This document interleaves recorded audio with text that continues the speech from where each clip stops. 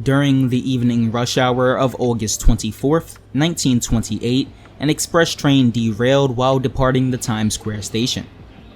This video, covering the Times Square derailment of 1928, will explain just what happened that day and why this accident remains the second most horrific in the New York City subway system, right after the Malbone Street wreck of November 1st, 1918.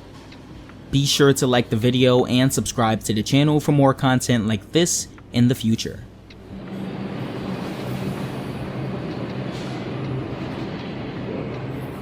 At about 5:12 p.m., during the evening rush hour of August 24th, 1928, a 10-car downtown express train departed the Times Square station. The first 8 cars traversed the switch just fine. At first, that is. However, the last 2 cars derailed due to a faulty switch moving while they were passing over it. The 9th car of the consist hit the tunnel's pillars, and the 10th car of the train telescoped the 9th.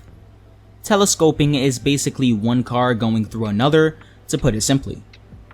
As an example, here's a photo of 2 telescoped cars involved in the November 3rd, 2004 Washington Metro accident.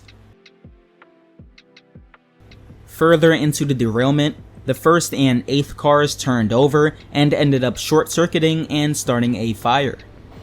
According to reports, 16 people were killed instantly, with more passing the following days. One person, an actress, had a heart attack after seeing the bodies of the multiple victims. It was estimated that a total of 150 passengers were injured.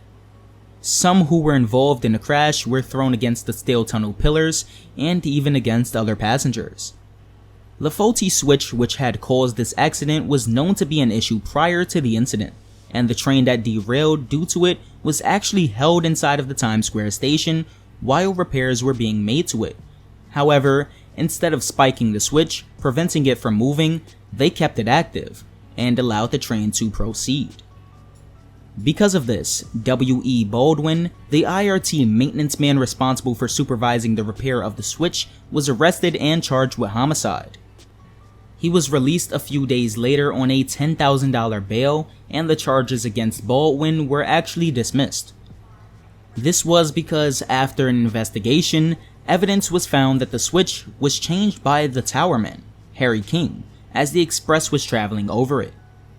Full service on the IRT 7th Avenue line resumed about 12 hours after the accident, which is amazing given the magnitude of the wreck. It just goes to show how vital the subway was and still is for many who live in New York City, and how important it is to ensure that it runs as best as possible even throughout the toughest of times. This will become more and more apparent the more we take a deep dive into some of the greatest incidents in subway history. Anyways though, that is it for this video covering the 1928 Times Square derailment. If you enjoyed it and learned something today, like, subscribe, and consider supporting me via channel memberships, Patreon, or Super Thanks. Special thanks to Stuart Guberman for joining the channel at the train operator tier.